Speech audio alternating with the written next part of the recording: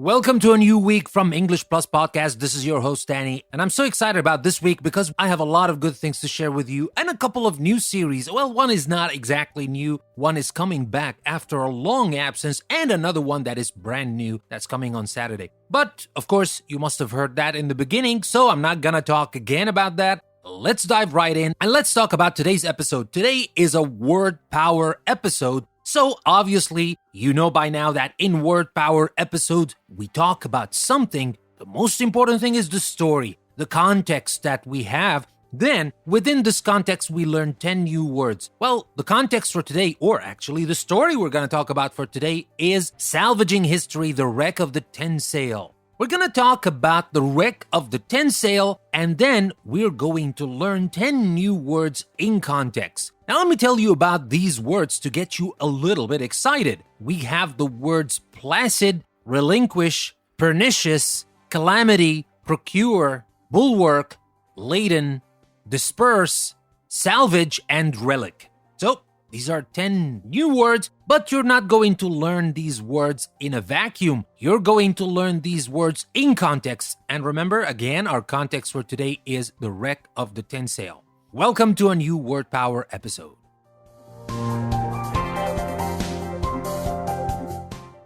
Now, before we start, let me remind you that you can practice every single thing we're going to learn in this episode on my website, EnglishPlusPodcast.com. The link you will find in the show notes will take you to the custom post I created for this episode, and in this post you will find the story itself, but of course that's not the big deal. The big deal is that you will find a lot of practicing chances, both digital and as a PDF. So for those of you who prefer to do things on the website directly, you don't want to download any PDF, you don't want to print out anything, you can do that because I have interactive activities that will start step by step integrating those 10 words into your permanent active vocabulary bank. And for those of you who prefer to practice on paper, I got you covered as well. There's a PDF practice worksheet that you can download, print out, and practice using fun activities. But I will have to tell you that this link is available only for a short time for free. And after that, it will be locked and it will be only available for my patrons. So I hope you're in time to get all these things for free. But if you want to unlock everything on the website, including the practice you get with Word Power episodes and the writing assignments that come with the video series that I will look at one by one and send you my personalized feedback for every single one of these assignments, you can have all that and much more, the audio series and a lot of other things if you become a patron on Patreon. The link is also in the show notes if you want to take it a step further and support this show, support me as a content creator at the same time. You can take the link, go to Patreon, become a patron, have a lot of benefits, and support this community and help the show go on. And now with that being said, let's not waste any more time. Let's dive right into our story for today and talk about the wreck of the Tensale.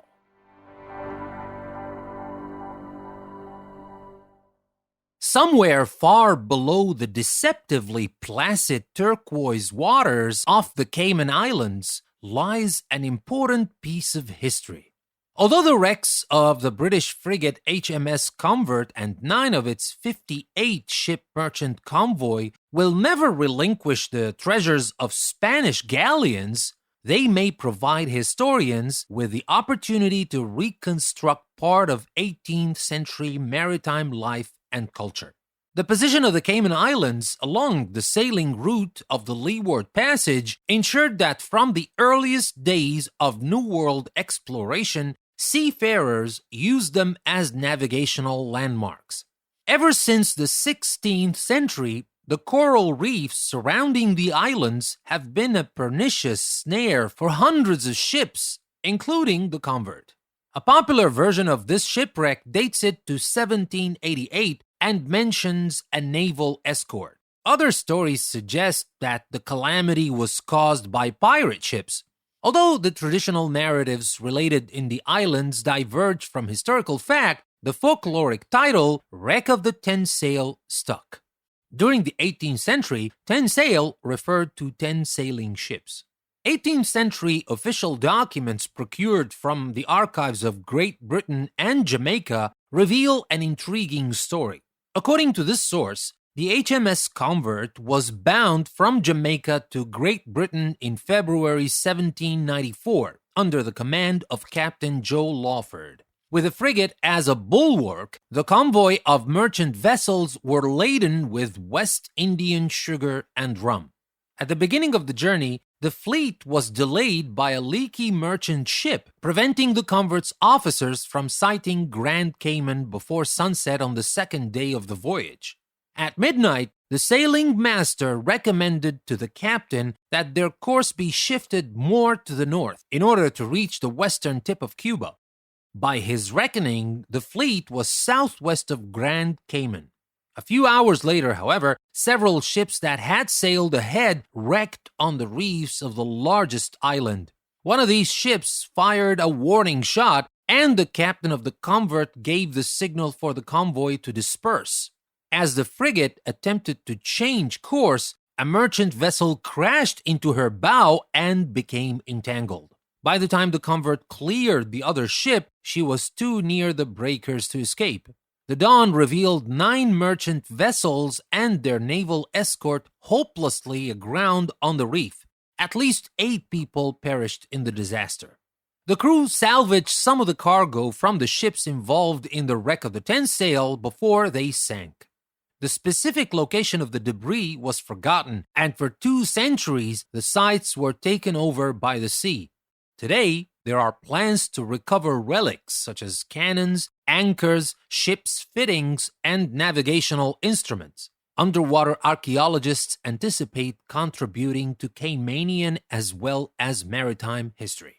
So, that was our story. I hope you found that interesting, the story of the wreck of the Ten-Sail. But that's not the end of our episode, of course. We know that this is a word power episode, so we have 10 new words we're going to talk about in context. Let me remind you again, these words are placid, relinquish, pernicious, calamity, procure, bulwark, laden, disperse, salvage, and relic. So let's start doing that, and as usual, I'm gonna start with asking you a question, giving you some time to figure out the right answer, and then I'm going to talk about the word even more to make sure that you really understand this word and you can add it easily to your active vocabulary bank. That's coming next. Don't go anywhere. We're gonna start talking about the very first word, and this word is placid.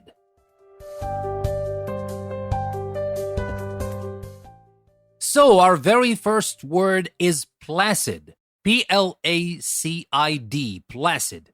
Now first, let me remind you with the context. Let's see how we used it in our story. We said somewhere far below the deceptively placid turquoise waters off the Cayman Islands lies an important piece of history. So when we talk about placid in a context like this, what does that mean?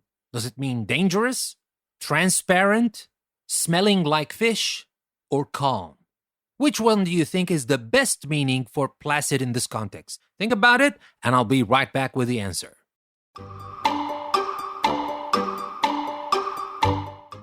Now, for those of you who thought calm is the answer, you're absolutely right, because it is calm. A placid place, area of water, or life is calm and peaceful. So we're talking about still, quiet, calm, peaceful things here. And here, remember, we said the placid turquoise waters, the calm waters.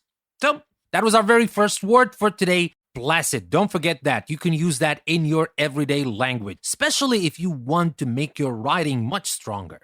But anyway, let's move on to the next word, and this word is relinquish.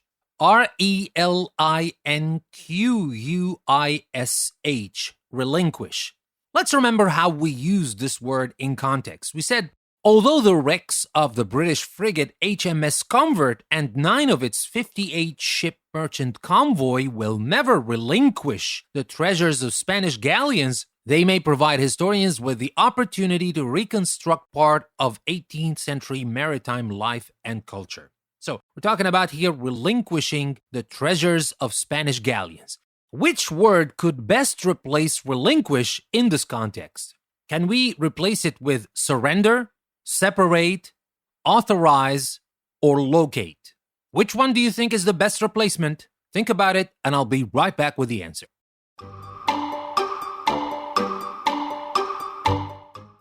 Now, for those of you who thought locate is the answer, well, you're wrong.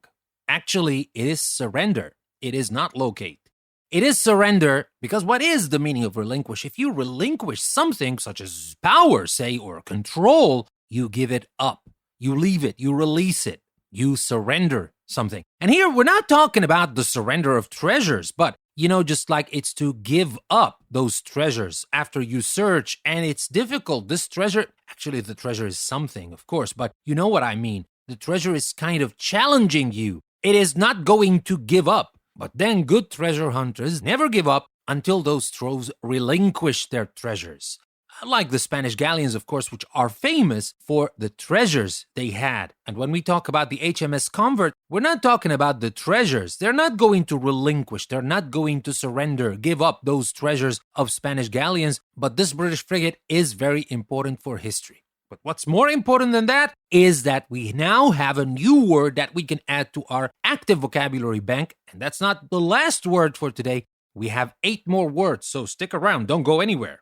We're going to talk about pernicious next. How do we spell that? It is spelled P-E-R-N-I-C-I-O-U-S, pernicious. How do we use that in context? We said, ever since the 16th century, the coral reefs surrounding the islands have been a pernicious snare for hundreds of ships, including the Convert. So here, when we talk about pernicious in this context, which word do you think could best replace pernicious in this context? Can we use forceful, spirited, harmful, or symbolic? Which is the best word? Think about it, and I'll be right back with the answer.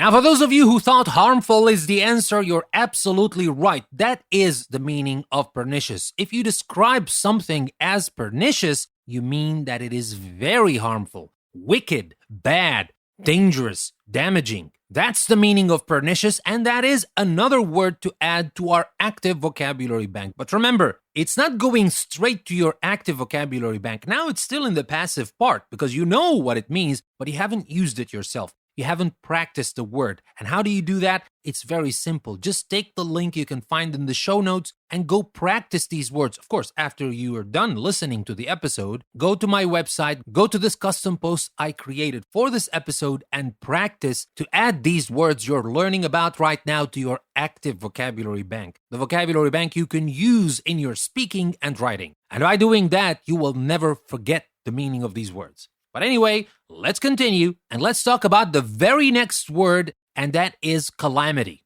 C-A-L-A-M-I-T-Y, calamity. How do we use that in context? We said a popular version of this shipwreck dates it to 1788 and mentions a naval escort. Other stories suggest that the calamity was caused by pirate ships. So when we talk about calamity in a context like this, what do we mean? A calamity can be best described as what? As a disaster, as a strange situation, as an exchange of views, or as a series of steps. Which one do you think it is? Think about it, and I'll be right back with the answer.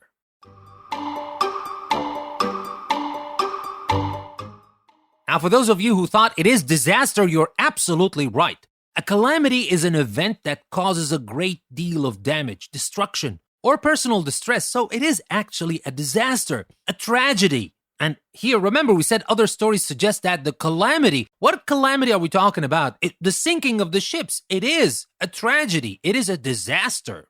And that is another word to add to your active vocabulary bank, calamity. And that's not the last one for this episode. The next word is procure, P-R-O-C-U-R-E, procure. How do we use that in context? We said 18th century official documents procured from the archives of Great Britain and Jamaica reveal an intriguing story.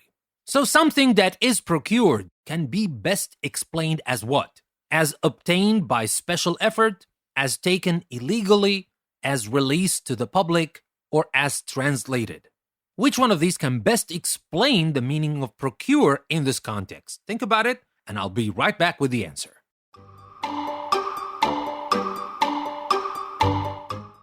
Now, for those of you who thought obtained by special effort, you're absolutely right. If you procure something, especially something that is difficult to get, you obtain it. You find it, you get it, you buy it maybe. But you get your hands on this thing, and especially when you put a great effort to get this thing. So that is the meaning of procure. Those procured documents, those official documents procured from the archives of Great Britain and Jamaica, that was not an easy task. These documents were obtained by special effort. That's the meaning of procure.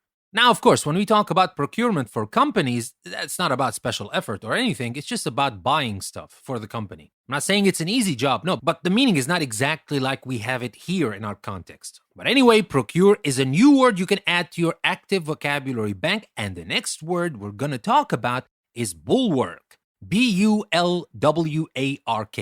How do we use that word in context? We said, according to this source, the HMS Convert was bound from Jamaica to Great Britain in February 1794 under the command of Captain John Lawford. With the frigate as a bulwark, the convoy of merchant vessels were laden with West Indian sugar and rum. So, that is the bulwark. That's how we use it in context. Which word or words could best replace bulwark in this context? Can we use incentive, decoy, example, or defense or safeguard? Think about it, and I'll be right back with the answer.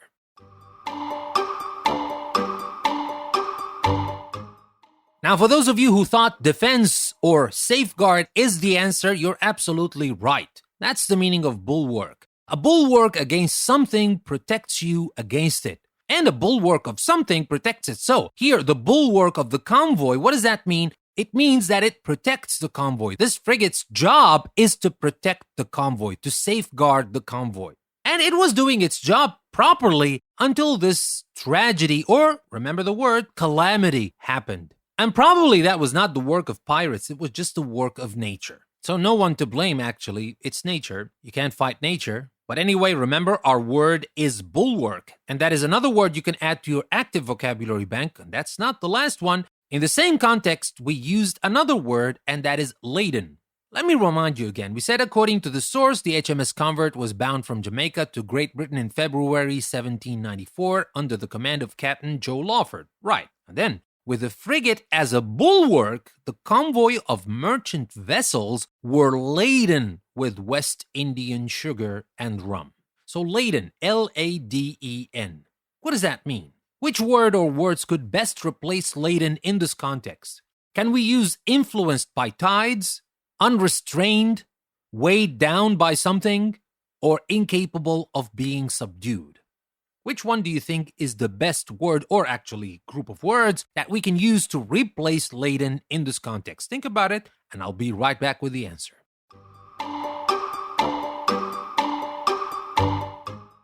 Now, for those of you who thought weighed down by something is the meaning or is the best option we can use to replace laden, you're absolutely right. If someone or something is laden with a lot of heavy things, they are holding or carrying them. Like loaded, or in this case, maybe overloaded, burdened by something, weighed down by something.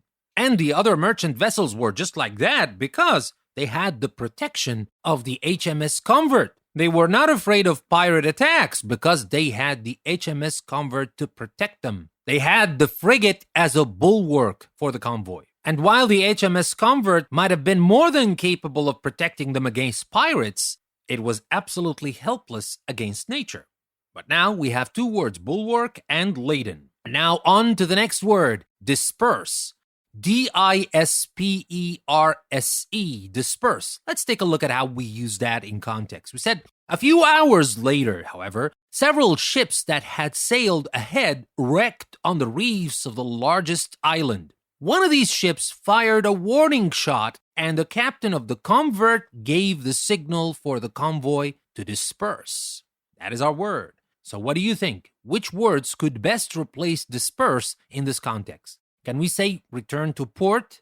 Did the captain give the signal for the convoy to return to port? That's the meaning of disperse. Or scatter in different directions? Or examine the damage? Or maybe identify the problem? Which one do you think is the right answer? Think about it, and I'll be right back.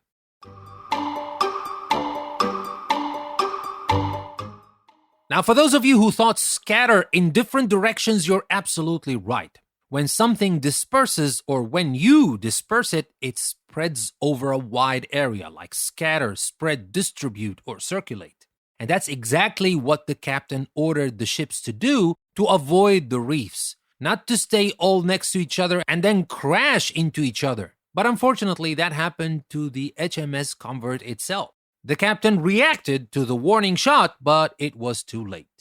And now for the next word, salvage. S-A-L-V-A-G-E, salvage. How do we use that in context? We said the crew salvaged some of the cargo from the ships involved in the wreck of the Tensale before they sank. So something that is salvaged can be best described as what? As saved from loss? As thrown about? As turned in a circular motion, or as ruined? Which one do you think is the right answer? Think about it and I'll be right back.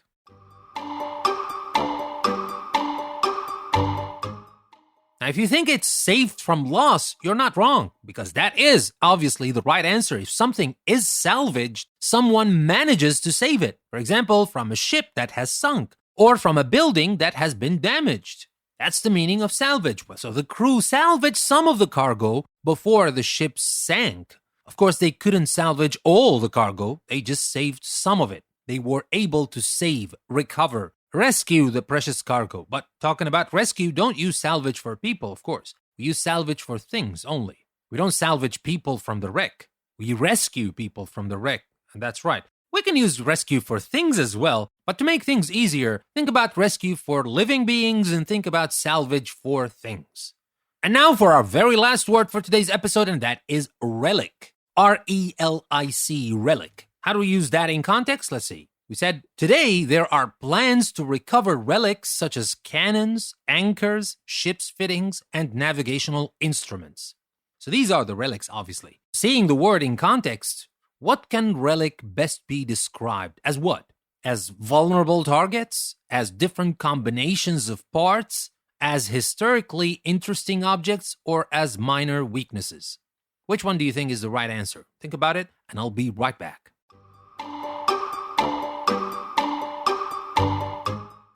Now, for those of you who thought historically interesting objects, you're absolutely right. That's the meaning of relic. If you refer to something or someone as a relic of an earlier period, you mean that they belong to that period but have survived into the present. Now, have survived what? Because they're immortal? Not exactly, especially if you're talking about people, but because they are significant. They are historically significant. That's why they are relic. That's why we try to salvage these things from sunken ships, because after all, why would we care about cannons and anchors that we can't use anymore? It's not for the material. Now, maybe people just go and try to search for Spanish galleons for the treasures, so the gold, for the riches they may find in there, and that's fine. But sometimes when you search for ships like HMS Convert, you're not searching for the treasure as like gold and maybe jewels or stuff. No, we're talking about a historical treasure. A relic. That's exactly what a relic means.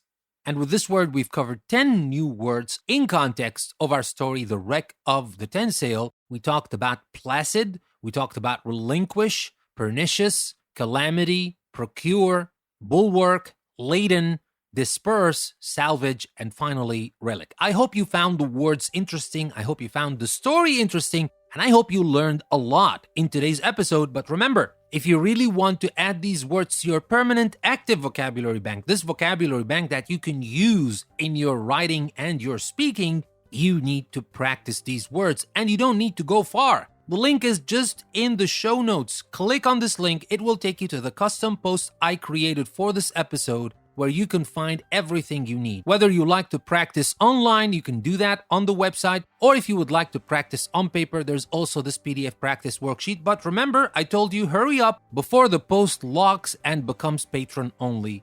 Or else, if you would like to support me and have access to all the premium content on EnglishPlusPodcast.com, you can become a patron on Patreon. And by doing that, you will make sure that the show will go on. And the show, we're talking about English Plus, of course, here. You will be helping the whole community, and you will be getting very special benefits reserved only to patrons. With that being said, I would like to thank you very much for listening to another episode from English Plus Podcast. This is your host, Danny. I will see you next time.